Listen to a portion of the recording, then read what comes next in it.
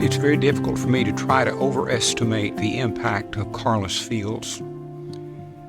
Carlos Fields at heart was a church planter. He was an evangelist. It was his heart and soul. And the churches that he planted over his years of service as an evangelist for the Men's Fellowship is a testament to that passion. And so to say Men's Fellowship is almost in the same breath to say Carlos Fields, because the Men's Fellowship would not be what it is today without the impact of Carlos Fields.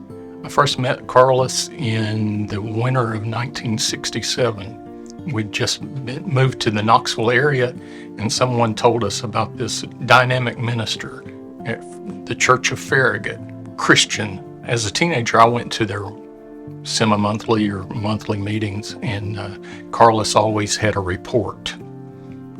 It was a time of singing and usually a meal at an area church, but Carlos would always get up and give a report. Carlos was ahead of his time.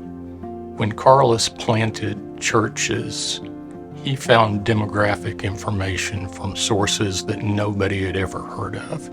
He found census data tracts. He went to what percentage of the community was churched, et cetera, et cetera. Nowadays, we don't think that's any big deal. We Google it and it's at our fingertips.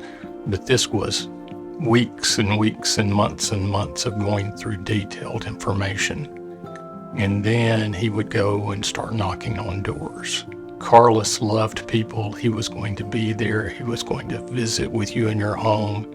He was going to do whatever it took to see that you developed a relationship with God. My first memories of Carlos go back to when I was a little boy. He and my father were good friends, and Carlos came to our church in West Virginia and preached revivals for us. And we would host him in our home. And I remember I was always been a fan of the Andy Griffith Show, and others would joke about Carlos, and Carlos would joke about himself, about the Barney Fife resemblances and his voice.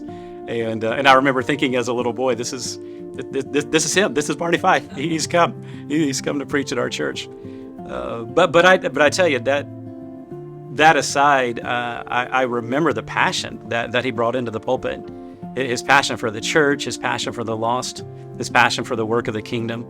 And I can remember as a little boy sitting in the pew and Carlos being up there and just pouring his heart out, his heart for God, his heart for the church. Let me say a word about his prayer life. He was a firm believer in prayer and emphasized it. But I'm thinking of one meeting of the fellowship, and they called on Carlos to have prayer. Well, he started praying and prayed a little longer, but he was just talking to the Lord very humbly, very sincerely, talking to the Lord. Went longer than most prayers do, probably, but I remember what Jerry Mattingly said afterwards. Jerry Mattingly said, "I have not heard a prayer like that for years." You just felt like you were in the presence of God, ushered into the throne room. Carlos was a servant with a servant's heart. He was concerned very much about the lost. He was concerned very much about the kingdom. I would call him a kingdom-minded man. Many times he would say such things as, now what's going to be best for the kingdom? Not just the local congregation, although that's a part of the kingdom.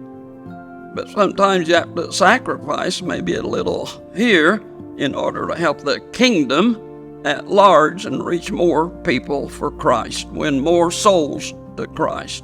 And so to say Men's Fellowship is almost in the same breath to say Carlos Fields,